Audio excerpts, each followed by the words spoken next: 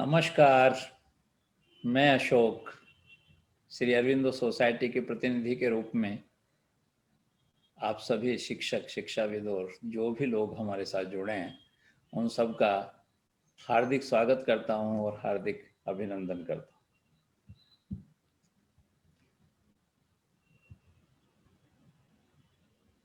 शुक्रवार में जब हम सेशन ले रहे थे, पिछला सेशन, कुछ लोगों ने निवेदन किया था कि हम एक सेशन ध्यान पर लें, क्योंकि उस दिन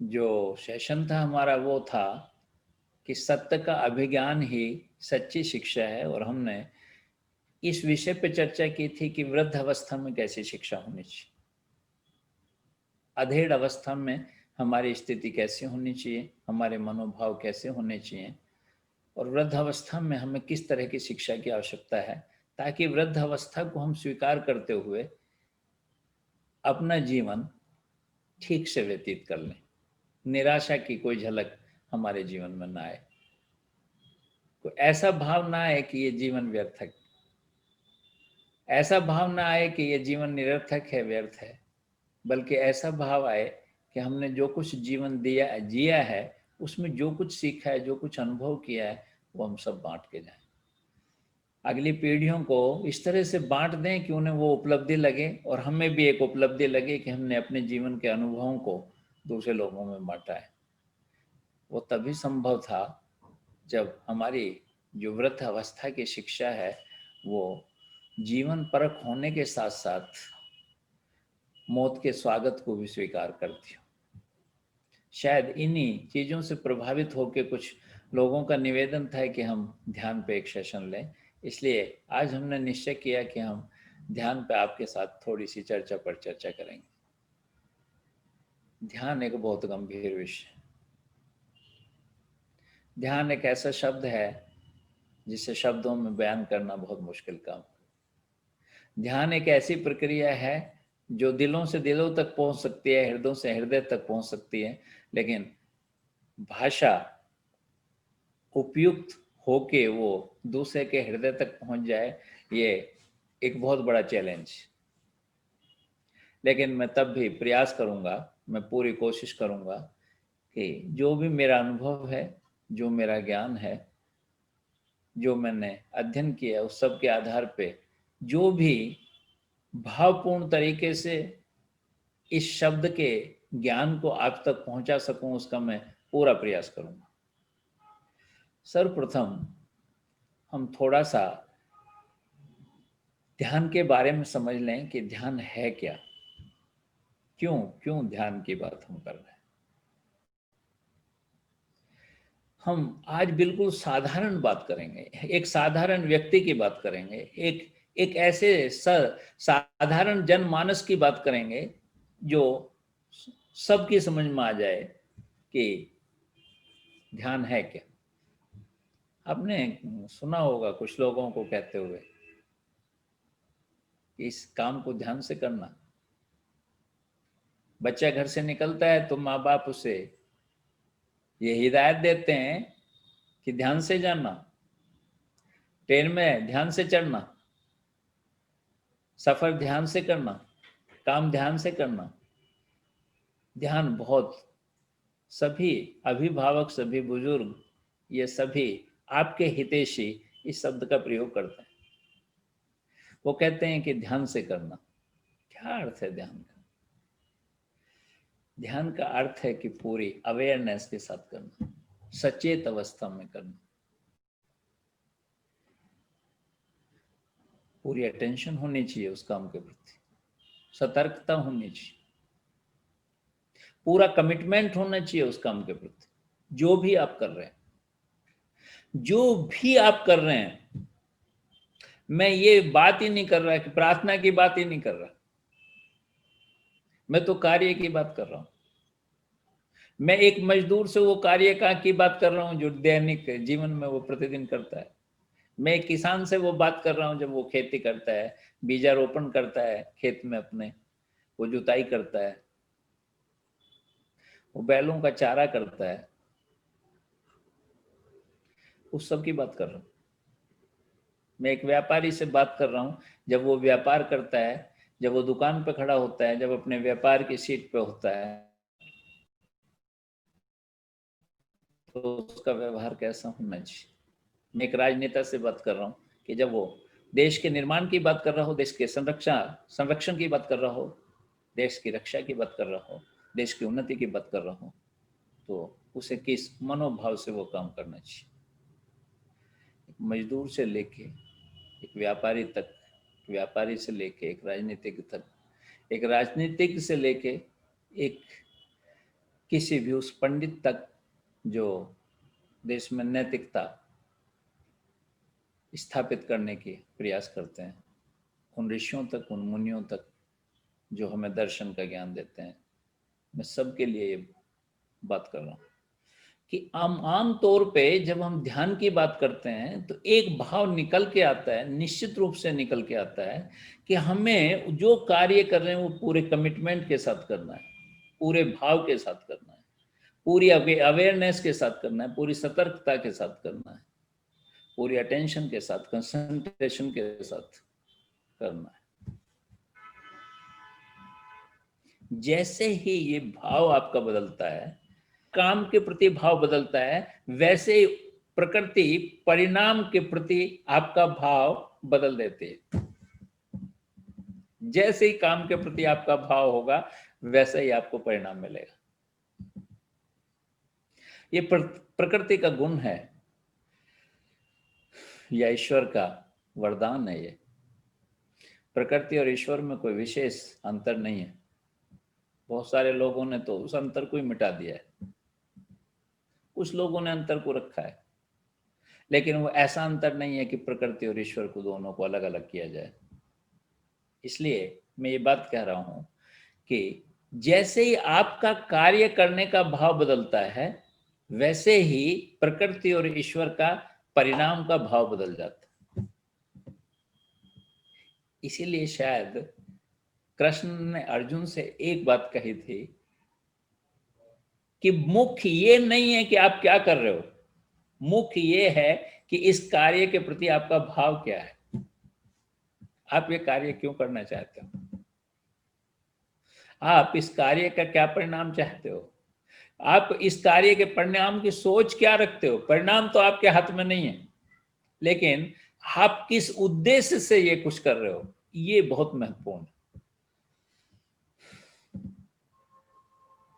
जैसे एक छोटी सी कहानी से मैं समझाने की कोशिश करना चाहता हूं आपको कि जैसे ही मनोभाव बदलता है, वैसे ही परिणाम भी बदलता है। कहीं कोई मंदिर बन रहा था, बहुत सारे मजदूर लगे हुए थे। वहां से कोई एक दार्शनिक गुजरा। ये दार्शनिक भी, लोग तो कहते हैं आधे पागल होते हैं, लेकिन सच बात तो ये है कि ये पूरे पागल होते हैं। पूरे पागल इसलिए होते हैं कि पागल मीन्स किसी चीज के पीछे पागल है, वो सर्वस्व वो देना चाहता है उस, वो ऐसे पागल होते हैं। जितने भी दार्शनिक हुए वो पागल हुए बगैर दार्शनिक नहीं हो सकते थे। पागल मीन्स सब कुछ, जो कुछ था वो सब दे दिया, पूरा कमिटमेंट, पूरा कंसंट्रेशन, पूरा मनोभाव, जो कुछ भी था सब झोंक दिया, सब कुछ समर्पित कर दिया। तो वहां से कोई दार्शनिक गुजर रहे थे, वैसे ही उन्होंने एक मजदूर से पूछा क्या कर रहे हो। तो उसने जवाब दिया कि तुम देख नहीं रहे कि क्या कर रहा हूं, पत्थर तोड़ रहा हूं और क्या कर रहा हूं। दार्शनिक मुस्कुराया और कहा ठीक है भाई, तोड़ते रहो। वो दूसरे कुछ दूरी पे बैठे दूसरे मजदूर के पास पहुंचा और उसने पूछा भाई क्या कर रहे हो। तो उसने कहा क्या कर रहा हूं, मेहनत कर रहा हूं, 4 पैसे कमाने के लिए। 4 पैसे शाम को मिल जाते हैं तो अपने परिवार का भरण पोषण कर लेता हूं, जाके अपने बच्चों को खाना का प्रबंध कर लेता हूं। उसने कहा ठीक है। ठीक है, बहुत अच्छा। वो तीसरे मजदूर के पास गया और उसने उससे पूछा कि भाई क्या कर रहे हो? तो उसने कहा कि मंदिर के निर्माण में सहायता कर रहा हूं। मंदिर बन रहा है, सुना है ईश्वर का मंदिर बन रहा है, इसलिए इस मंदिर को बनाने में सहायता कर रहा हूं। लेकिन दार्शनिक अभी भी संतुष्ट नहीं हुआ। वो जो चाहता था आंसर, वो जो गहराई चाहता था, वो जो डेप्थ चाहता था, वो मिली नहीं अभी भी उसे। वो कुछ दूरी पे बैठे फिर एक मजदूर के पास, उसने कहा भाई क्या कर रहे हो? उसने तो गर्दन उठा के भी नहीं देखी। उसने दोबारा पूछा, भाई मैं आपसे पूछ रहा हूं क्या कर रहे हो? उसने बड़ी मुश्किल से ऊपर गर्दन उठाई, बोले मैं इस मंदिर में जो ईश्वर स्थापित होंगे उनकी रचना कर रहा हूं, इसलिए वक्त नहीं है आपसे बात करने का।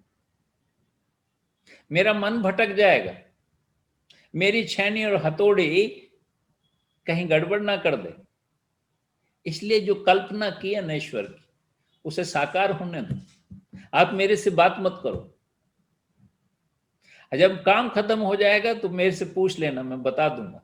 बस इतना ही सोच लो, इतना ही समझ लो, इतना ही सुन लो जो मैं बता रहा हूं कि मंदिर में जो ईश्वर स्थापित होंगे उस ईश्वर की संरचना में कर रहा हूं, उस ईश्वर का निर्माण में कर रहा हूं, इस ईश्वर की मैं मूर्ति बना रहा हूं। और उसने एक सेकंड के लिए ऊपर गर्दन उठाई और इन दो शब्दों के बाद फिर अपने कार्य में लग गया।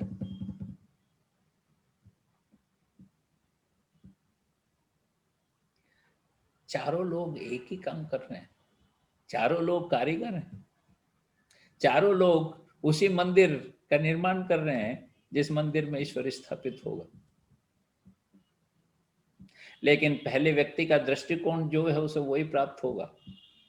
सारे जीवन पत्थर ही तोड़ता रहेगा, उस भाव से वो बाहर ही नहीं निकलेगा, उस भाव में ही निर्मित रहेगा कि उसे पत्थर तोड़ने हैं। वो पत्थर ही है उसके लिए, उसकी जो भी छेनी और हथौड़ी है वो सब पत्थरों पे व्यर्थ चली जाएगी। ये अपने जीवन में एक कदम भी आगे नहीं बढ़ पाएगा। पूरे जीवन मजदूर रहा है, पत्थर तोड़ने वाला मजदूर ही मर जाएगा। दूसरा व्यक्ति थोड़ा सा और आगे बढ़ा है, उसे अपनी चिंता नहीं है, उसे अपने परिवार की भी चिंता है। हाँ, उसे जीवन भर उतना जरूर मिलता रहेगा कि वह अपने परिवार का भरण पोषण कर सके, क्योंकि उसने यही चाहा है, उसकी मनोकामना यही है, उसकी भावना यही है, उसकी सोच यही है कि मैं अपने परिवार के लिए उतना कुछ पैदा कर सकूं कि मेरे परिवार का भरण पोषण हो सके। तो मिलेगा उसे। तीसरा व्यक्ति जो मंदिर का निर्माण कर रहा है, निश्चित रूप से मंदिर का निर्माण तो वो कर देगा। मंदिर में जितने पत्थर चाहिए, जो कुछ चाहिए, वो सामग्री उसे मुहैया करा देगा मंदिर को बनाने के लिए। लेकिन मंदिर तो तब तक बेकार है जब तक उसमें कोई मूर्ति स्थापित ना हो। मंदिर तो तब तक बेकार है जब तक उसमें कोई ईश्वर स्थापित ना हो। वो ईश्वर जो भी ईश्वर आप, जो भी आराध्य है आपका, उसे स्थापित करना चाहते हैं, तभी तो मंदिर है ना। अन्यथा काहे का मंदिर? मंदिर तो तभी है ना जब उसमें आपके आराध्य की मूर्ति हो और उस मूर्ति के अंदर आत्मा हो। मूर्ति के अंदर आत्मा नहीं होगी तो मूर्ति बन के रह जाएगी। मूर्ति में आत्मा होगी तभी तो आपकी आत्मा तक पहुंचेगी,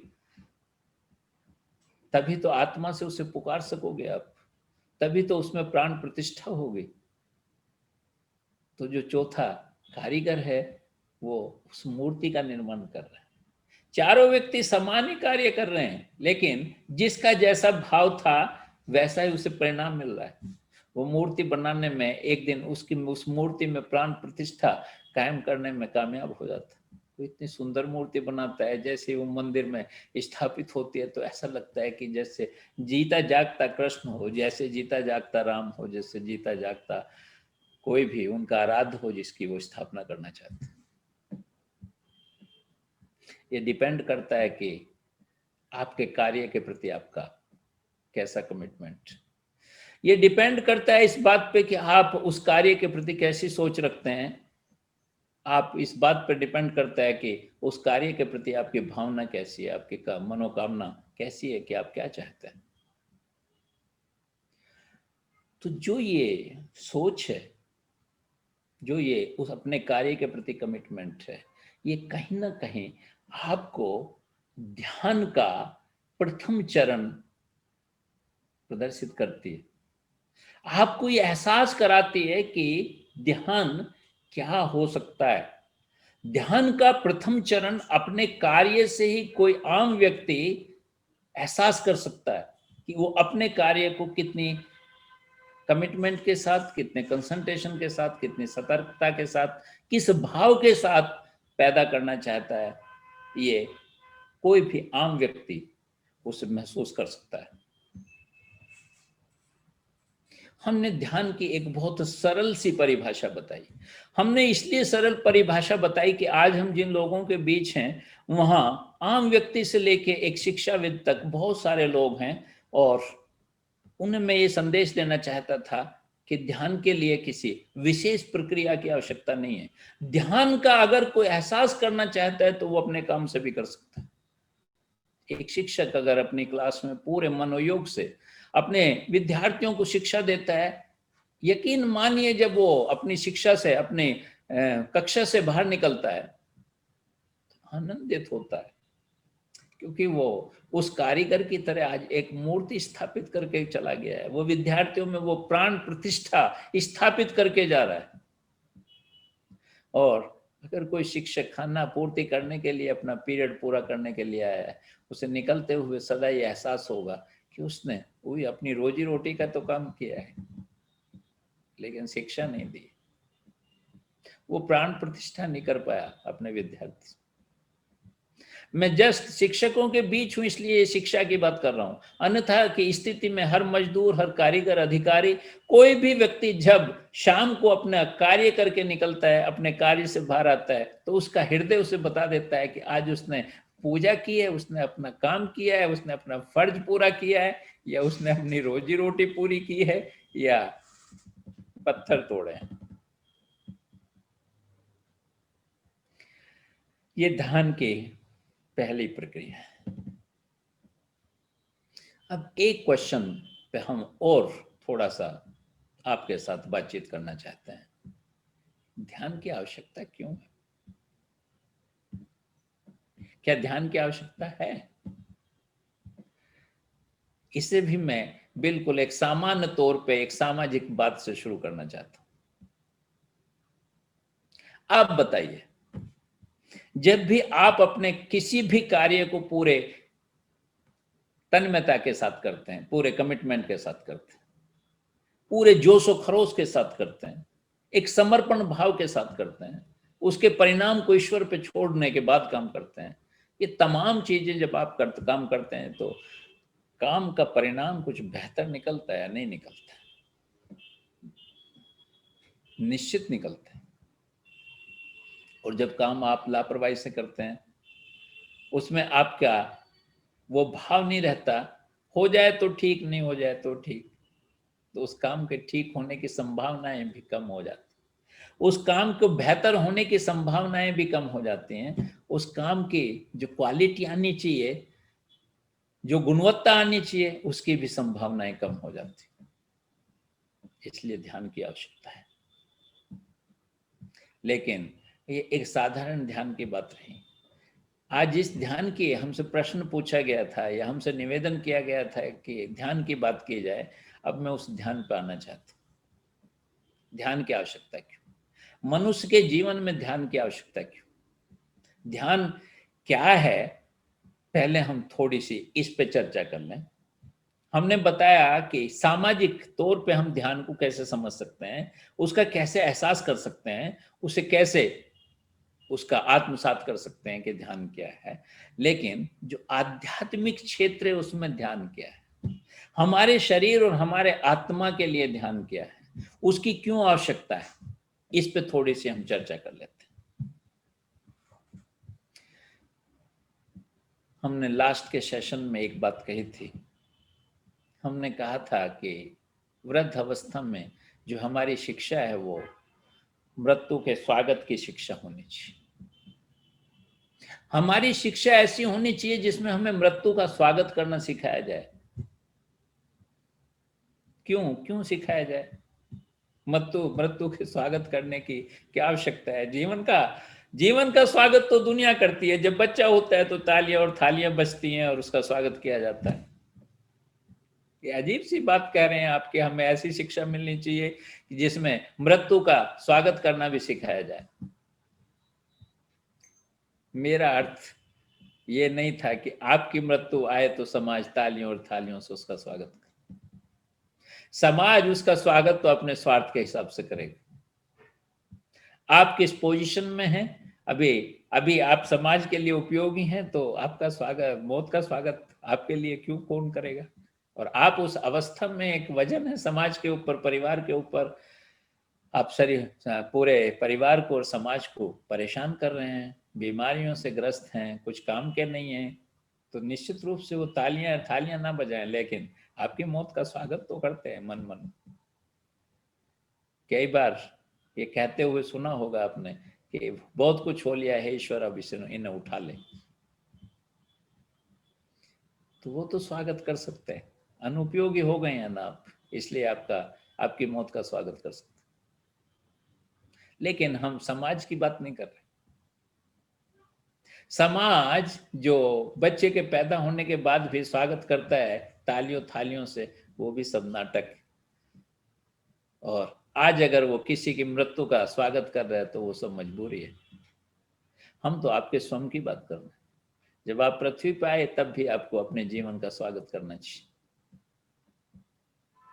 और जब मौत आपके करीब आए तो आपको स्वागत करना चाहिए। ये कहने का अर्थ क्या था? हमारे कहने का अर्थ ये था कि जब आपकी आत्मा और शरीर अलग होने का समय आए तो आपको ये स्वीकार करना चाहिए, आपकी शिक्षा ऐसी होनी चाहिए, आपके भाव ऐसे होने चाहिए कि एक नैसर्गिक प्रक्रिया है, एक सच्ची प्रक्रिया है, ये सत्य है जीवन का, इसे हमें स्वीकार करना ही पड़ेगा, इसलिए हमें स्वीकार करना चाहिए, इसका स्वागत करना चाहिए। अर्थात शरीर और आत्मा के बीच का जो संबंध है वो समझने की आवश्यकता है। और अगर उस संबंध को आप समझ लें कि हमारे आत्मा और शरीर का संबंध क्या है, तो निश्चित रूप से इस शरीर से जो संबंधित नाते, रिश्ते, धर्म, मान, प्रतिष्ठा, सम्मान, जो भी कुछ है, उन सब का रिलेशन भी आपके समझ में आ सकता है। अगर शरीर और आत्मा के रिलेशन को आप स्वीकार कर लें और समझ लें, तो फिर शरीर को सुख देने वाले जो जितने भी संसाधन हैं, जितने भी नाते हैं, जितने भी रिश्ते हैं, उन सब का जो रिलेशन है, जो संबंध है, वो भी आपके समझ में आ जाएगा। और आत्मा और शरीर का जो रिलेशन है उसे समझने के लिए ध्यान आवश्यक है। अर्थात मैं कहना चाहता था कि आत्मा और शरीर के संबंध को अगर हम समझना चाहते हैं तो ध्यान आवश्यक है। अगर हम चाहते हैं कि शरीर के साथ जितने भी संबंध हैं, जितने भी नाते हैं, जितने भी रिश्ते हैं, जितने भी सुख सुविधाएं हैं, उन सब का अगर रिलेशन चाहते हो तो आपको शरीर और आत्मा के संबंध को समझना ही पड़ेगा, तभी वो सब कुछ संभव है कि हम दूसरी चीजें भी समझ पाए। इसलिए ध्यान की आवश्यकता है। अर्थात ध्यान का अर्थ है, आध्यात्मिक ध्यान का अर्थ है कि हम शरीर और आत्मा के बीच, या मैं और मेरे शरीर के बीच जो रिलेशन है, जो संबंध है, उसे हम समझ लें।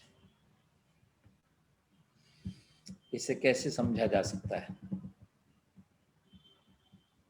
इसे समझा जा सकता है कि जितने भी दार्शनिक हैं उन्होंने एक ही बात कही है। उन्होंने एक बात कही है कि ध्यान एक ऐसी प्रक्रिया है जिसमें मनुष्य स्वयं को जानता है, स्वयं को जानने का प्रयास करता है, स्वयं को जानना चाहता है, स्वयं को जानना चाहता है। ये स्वयं का जो अंतर है वो बहुत महत्वपूर्ण है। स्वयं का अंतर इतना महत्वपूर्ण है कि आज तक एक आम व्यक्ति, एक आम सोच सब ये समझते हैं कि जो दिखाई दे रहा है, जो दर्पण के सामने दिखाई दे रहा है, जो मेरा चेहरा है, जो मेरा मोहरा है, जो मेरे कपड़े हैं, जो मेरा शरीर है, जो मेरी बनावट है, वो सब मैं। और हम सारे जीवन परिचय भी कुछ ऐसा ही देते हैं। जब आपसे कोई पूछता है कि आपका परिचय दीजिए, तो आप कहते हो मेरा नाम ये है, मेरे पिता का नाम ये है, मेरी माता का नाम ये है, मेरा गांव ये है, मेरा देश ये है, मेरी धर्म ये है, मेरी जाति ये है। ये सभी तो देते हैं आप अपने परिचय में। लेकिन मैं पूछना चाहता हूं कि जो भी कुछ आप अपना परिचय दे रहे हैं, क्या वास्तव में वो आपका है? उसमें से कोई एक भी चीज ऐसी है जो आपने स्वयं निर्धारित की हो? आपका नाम से लेके और देश तक सब कुछ आपको मिला है।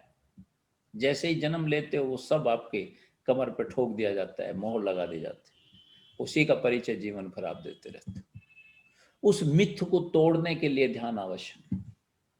उस मिथ को तोड़ने के लिए ध्यान की प्रक्रिया आवश्यक है कि मैं ये जानूं कि मैं हूं क्या। मैं आज तक जो कुछ बताता रहा हूं वो मैं नहीं हूं। मैं वो हूं जो ये सब कुछ से परे है।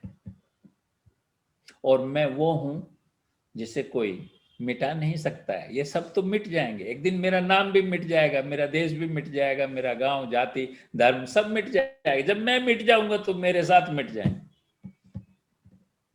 लेकिन कुछ ऐसा है जो मिटता नहीं, जो बहुत सारे जन्मों से शरीर बदलता आ रहा है।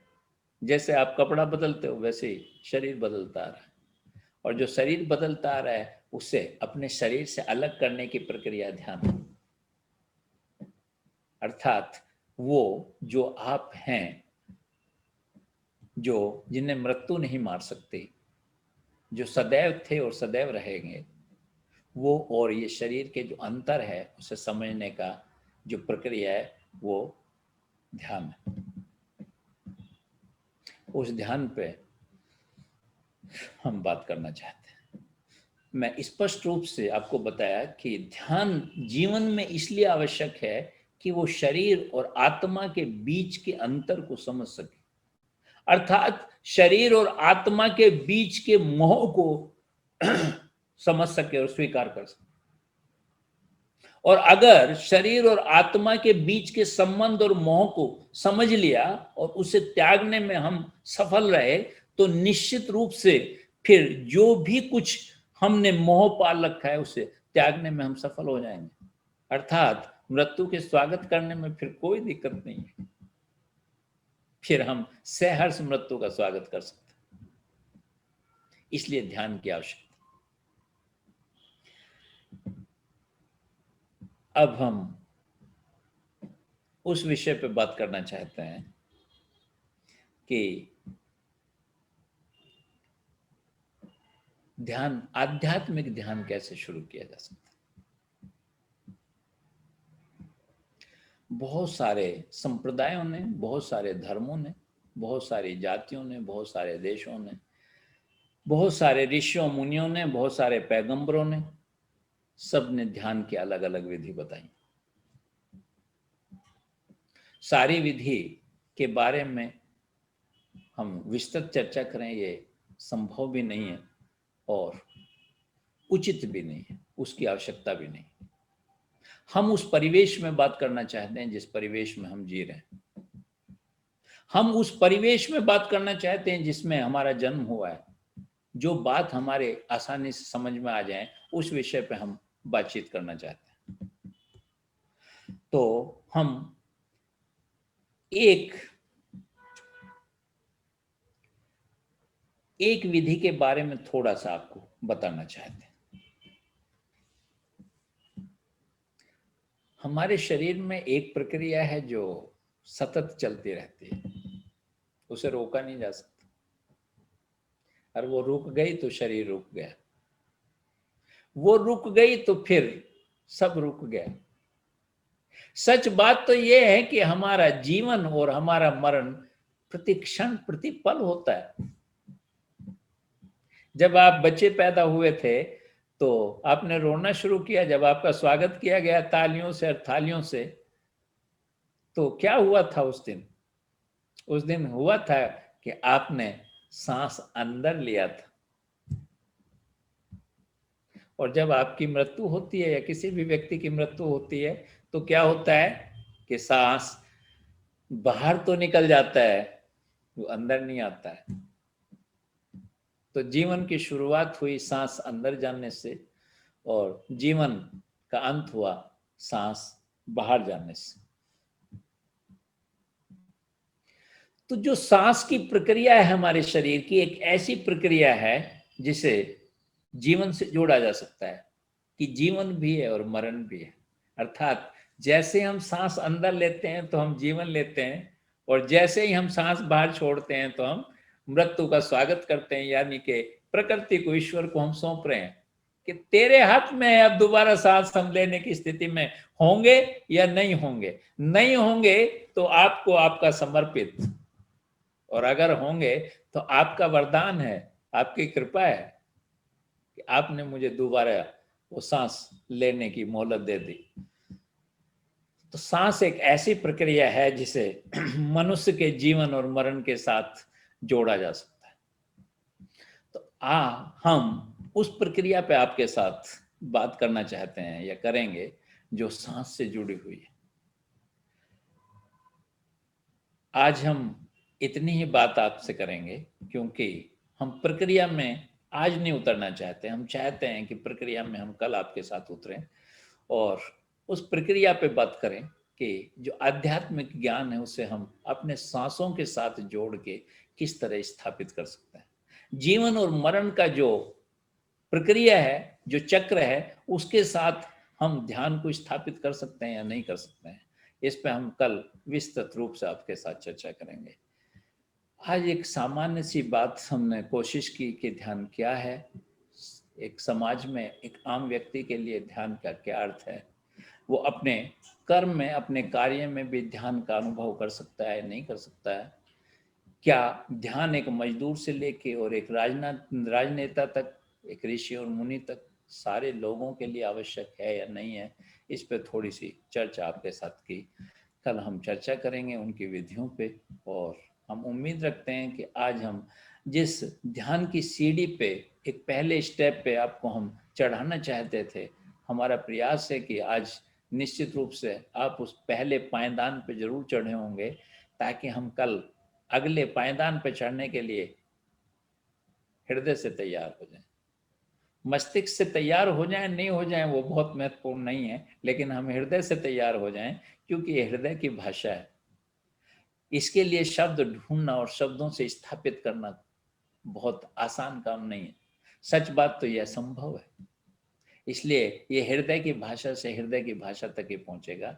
कल हम उन प्रक्रियाओं पे बातचीत करेंगे कि आध्यात्मिक ध्यान कैसे स्थापित किया जा सकता है। आज के इस सत्र में अगर किसी के मन में कोई भी प्रश्न है तो वो निश्चित रूप से हमसे पूछ सकता है।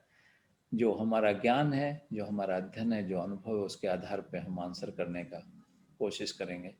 आप सब ने हमारी बात बहुत ध्यान से सुनी, उसके लिए मैं हृदय से आपका कृतज्ञ हूँ, हृदय से आभारी हूँ, और हृदय से आभार प्रकट करना चाहता हूँ।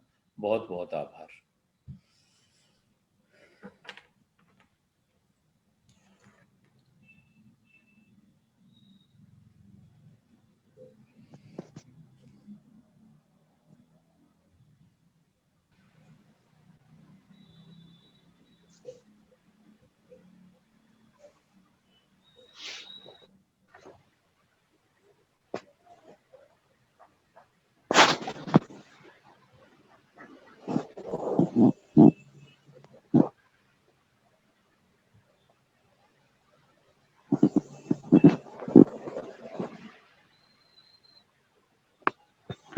रखू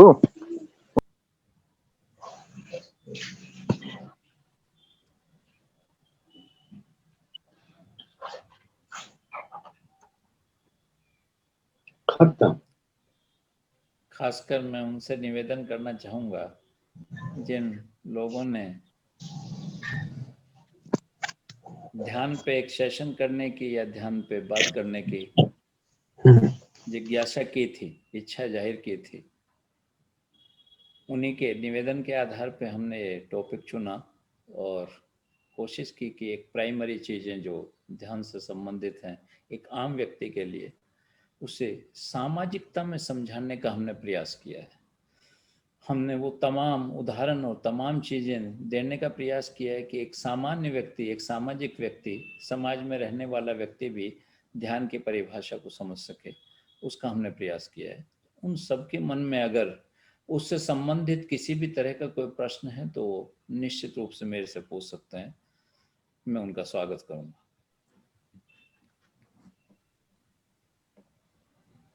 सर सादर प्रणाम, मैं उज्जवल बात कर रहा हूँ। हाँ उज्जवल, बोलिए। सर, मनुष्य का शरीर जब बना है तो वो थोड़ा बहुर्मुखी चीजों को देखने के लिए, या जितने भी सेंस ऑर्गन है वो सब बहुर्मुखी हैं। हम्म। मतलब आंखें मिली हैं तो हम बाहर को देख सकते हैं, हम्म। हमारा त्वचा है, हम बाहर की चीजों को महसूस कर सकते हैं। हम्म। शरीर में अंतर्मुखी रिसेप्टर क्यों नहीं दिला सर? मिला है ना, निश्चित रूप अ, से मिला है। केवल मेरे ख्याल से फिर वहां पर ध्यान का उपयोगिता आता है कि ध्यान में हम अंतर्मुखी जाते हैं, हम्म। वरना जो प्रकृति ने हमें दिया है वो सब बाहर की चीजों को ही देखने को, समझने को मिला है शायद। हम्म। सर, इस पे आपकी प्रतिक्रिया जानना चाहूंगा। उज्जवल, अब अगर आप कहीं ऐसी जगह हैं जहां आपको बहुत प्यास लग रही है और आपको पानी की आवश्यकता है, आपको बिस्लरी, जिस पे लिखा है बिस्लरी, बहुत सुंदर बोतल, उस पर बिस्लरी भी लिखा है, वो सब आपके हाथ में दे दी जाए लेकिन उसमें पानी नहीं है। बोतल तो बिस्लरी की है, लेविल भी लगा है, बोतल भी सुंदर है, छूने में भी सॉफ्ट है, देखने में भी सुंदर है, सब सब आपकी जितनी इंद्रियां हैं उन्हें सब संतुष्ट कर रही हैं, लेकिन एक्चुअल में जो उसमें पानी है, जो हृदय की प्यास बुझा सकता है, जो हमारी रिक्वायरमेंट है, वो नहीं है। तो हमारी जितनी भी बहुर्मुखी जो हमारा व्यक्तित्व है, जो हमारी आंखें, कान, त्वचा, नाक, जीभ, जो भी कुछ हमें दिया है, वो सब निश्चित रूप से जो बाहरी आनंद है, जिसे आनंद भी कहा जा सकता है, या शरीर के जो आनंद के साधन है, उन्हें उन्हें महसूस किया जा सकता है, उन्हें सब परखने के लिए ईश्वर ने दिया है। लेकिन यहाँ हम अंतर्मुखी की बात ये कर रहे हैं कि हम कम से कम ये सब कुछ जो कर रहे हैं, जिस शरीर के द्वारा कर रहे हैं, उस शरीर के अंदर क्या है, जिससे शरीर चल रहा है, उसे तो जान लें। वो अंतर्मुखी के आधार पे ही जाना जा सकता है, और उसके लिए हृदय ने, वो ईश्वर ने आपको हृदय दिया है। हृदय बाहरी जो वातावरण है उसे महसूस करने में असफल है, उसके लिए मस्तिष्क दिया है, आपकी इंद्रियां दी हैं, लेकिन हृदय में क्या घटित हो रहा है, जो अंदर क्या घटित हो रहा है, वो हृदय दिया है। इसीलिए जितने भी आध्यात्मिक पुरुष हैं वो भाषा का बहुत कम प्रयोग करते हैं। वो ये मानते हैं, वो समझते हैं कि भाषा उपयुक्त नहीं है। इसलिए मैं एक छोटा सा उदाहरण आपको देना चाहता हूँ। उदाहरण ये देना चाहता हूँ कि बुद्ध के पास एक बार कोई व्यक्ति आया, उसने कहा मैं ईश्वर है उस पर आपके साथ बातचीत करना चाहता हूँ। तो बुद्ध ने कहा ईश्वर है ही नहीं तो आप बातचीत क्यों करना चाहते हैं? किसी व्यक्ति ने कहा ईश्वर नहीं है, मैं आपको आपके द्वारा इसे सत्यापित कराना चाहता हूँ। तो बुद्ध ने कहा कि ईश्वर तो है, फिर आप क्या सत्यापित कराना चाहते हैं? तीसरा एक व्यक्ति आया तो उसने कहा मैं ईश्वर के बारे में जानना चाहता हूँ। तो बुद्ध ने कहा कि आंख बंद करिए और बैठिए। वो बुद्ध के सामने आंख बंद करके बैठ गया और बुद्ध भी आंख बंद करके बैठ गया। कुछ मिनट के बाद, कुछ घंटे के बाद, कुछ समय के बाद वो व्यक्ति उठा और उसने दोनों हाथ जोड़ते हुए बुद्ध को कहा कि हे गौतम बुद्ध, आपका बहुत बहुत धन्यवाद, और वो चला गया। आनंद गौतम बुद्ध का चचेरा भाई भी था और उसका शिष्य भी था। उसने कहा कि मेरी समझ में नहीं आया गौतम, क्या किस्सा है ये? कोई कहता है ईश्वर है तो आप कहते हैं ईश्वर नहीं है, और कोई कहता है कि ईश्वर नहीं है तो आप उसे कहते हो ईश्वर है। और जो कोई क्वेश्चन नहीं लेके आया, केवल एक जिज्ञासा लेके आया, उसके लिए आपने कोई शब्द यूज नहीं किए। आप बैठ गए, वो भी सामने बैठ गया और वो धन्यवाद देके चला गया। तो गौतम बुद्ध ने वहां ये शब्द कहे थे।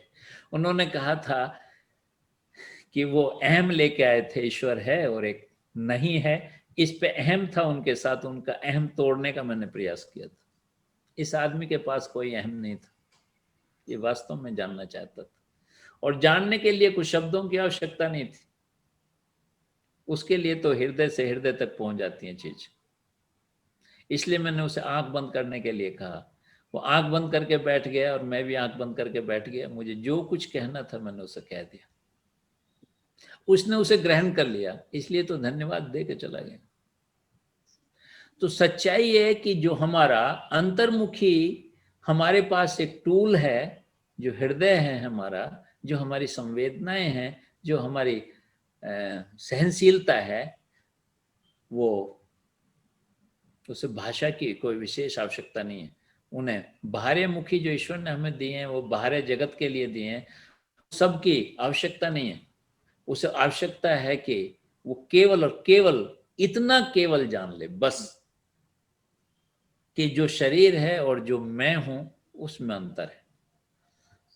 इतना सा अगर वो जान ले तो सारे बंधन खुल जाते हैं, सारा जीवन बदल जाता है, सारी सोच बदल जाती है। मनुष्य को सब, फिर दुनिया की प्रकृति का हर छोटा सा पौधे से लेके पहाड़ तक सब ईश्वर का अंश दिखाई देने लगता है। क्योंकि जो ये अंतर है, ये ही इसे समझने में सहायक होता है। इसलिए ऐसा नहीं है कि ईश्वर ने हमें बाह्यमुखी ही सब ऑर्गन्स दिए हैं या इंद्रियां दी हैं जो हम बाहरी तत्वों को ही जान सकें। ईश्वर ने हमें हृदय भी दिया है, जो हमारी संवेदनशीलता को एहसास करते हुए अंदर क्या है उसका उसका भी स्वागत करने के लिए एक टूल दिया है। उसे डेवलप करने की आवश्यकता है। मेरा ऐसा मानना है उज्ज्वल।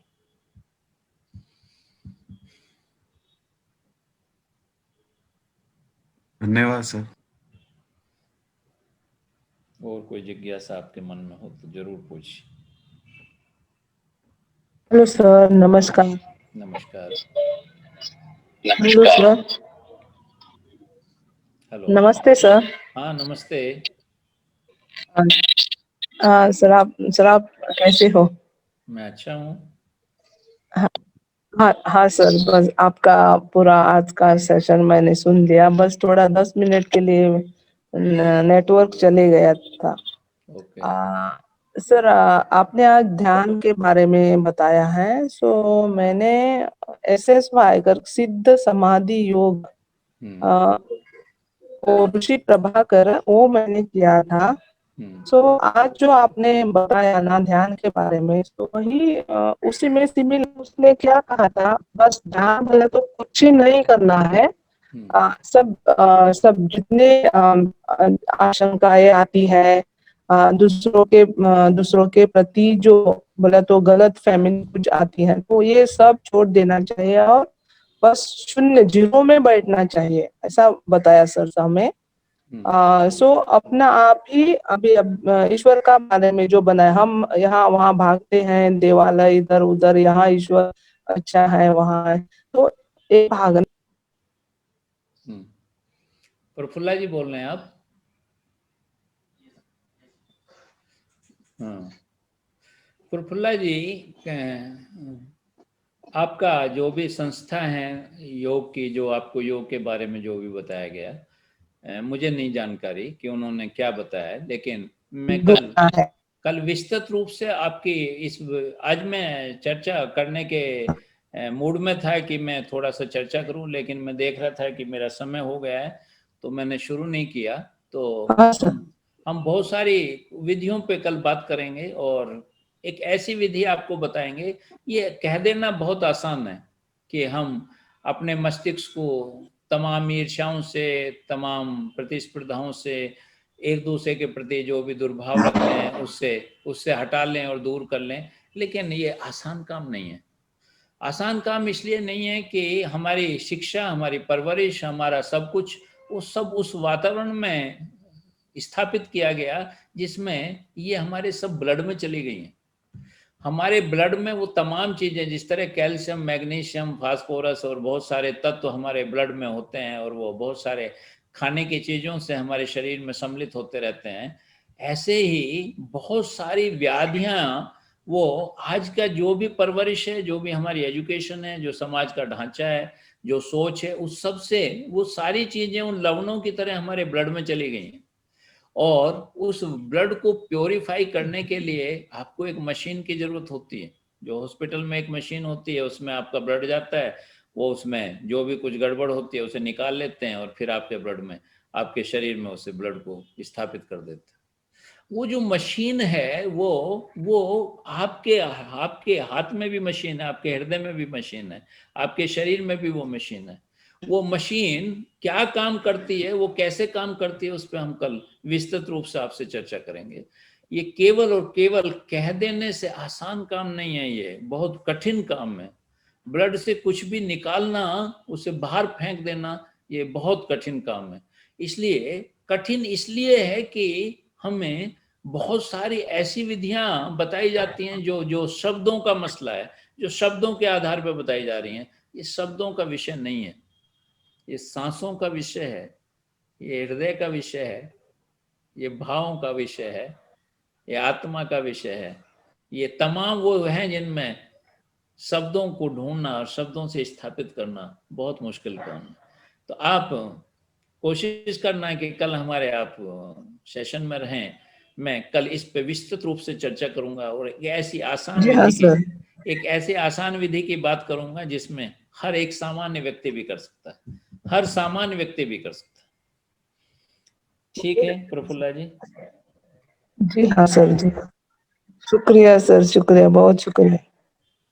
आप सबका जी भी हाँ बहुत सर, बहुत थैंक यू, धन्यवाद थैंक है यू। कि आप हमारे सेशन में रहते हैं, हमारा जो मनोबल है उसे बढ़ाते हाँ हैं। अगर सर मुझे यहाँ पे नहीं मिला ना, हाँ जी हाँ सर, मुझे यहाँ पे कनेक्टिविटी थोड़ी नहीं मिली तो मैं शाम को घर पे जाकर देख लेती हूँ, पूरा आपका सेशन सुन लेती हूँ सर। ये मेरा सौभाग्य है कि आप जैसे लोग हैं जो सुनना चाहते हैं, और मेरा ये सौभाग्य है कि मैं आज शिक्षकों के बीच हूँ, मैं ऐसे वर्ग के बीच हूँ जहाँ वही इस बात की बहुत संभावना है कि एक प्रफुल्ला जी अगर कुछ उन्होंने आत्मसात किया तो कल 3000 बच्चों के बीच वो आत्मसात कर सकते हैं। 3000 बच्चों में से अगर फिर 30 शिक्षक निकले तो 30 शिक्षक फिर 3000 के बीच स्थापित कर सकते हैं। एक ऐसा वर्ग जी है हाँ जो सर। जो जो दुनिया में सबसे श्रेष्ठ वर्ग है, सबसे सम्मानित वर्ग है, इसीलिए हमने सबसे श्रेष्ठ और सम्मानित वर्ग को ही पकड़ा है। चलिए, किसी और का कोई क्वेश्चन हो बस तो यहाँ पे पूछिए। नेटवर्क नहीं सर, वही प्रॉब्लम। हाँ उसमें उसमें तो प्रफुल्ला जी सर, यहाँ आपके पे कुछ नेटवर्क नहीं है, वही समस्या मेरी, नहीं तो मैं। हाँ, मैं हाँ समझता हूँ। लेकिन कई बार क्या होता है कि मैं जहाँ जिस हॉल में बैठ के ये सेशन करता हूँ, वहाँ हमारे ऑफिस का सबसे ऊपर का हॉल है, ट्रेनिंग हॉल है ये। तो यहाँ कई बार मुझे भी ये हाँ दिक्कत होती है कि कुछ सेकंड्स के लिए मेरा नेटवर्क चला जाता है। तो ये तो अपने हाथ में नहीं है ना, क्या किया जा सकता है। लेकिन फिर भी कुछ ना कुछ आप वही ऐसा वही। साधन ढूंढने का प्रयास कर सकते हैं। आज के वैज्ञानिक युग में बहुत सारी चीजें ऐसी हैं जो थोड़ा सा बेहतर नेटवर्क आपको दे सकती हैं। तो जैसे वो वाईफाई है या दूसरे कुछ इक्विपमेंट हैं, तो उनका उनका प्रयोग भी आप कर सकते हैं।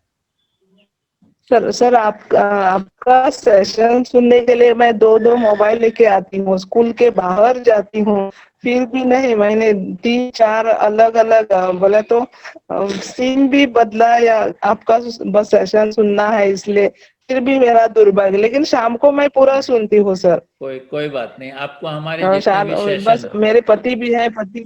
हाँ सर। 55 के 55 सेशन जी मैं हाँ आपको सर। वो उस पे व्हाट्सएप पे भिजवा दूंगा। आप 55 के 55 सेशन किसी भी सेशन को खोल के देख हाँ सकते हो। सर, ठीक है? आप सबने मुझे ध्यान से सुना, जरूर सर, शुक्रिया, उसके जरूर लिए सर। मैं आपका हृदय से सबका धन्यवाद करना चाहता हूँ। बहुत बहुत आभार।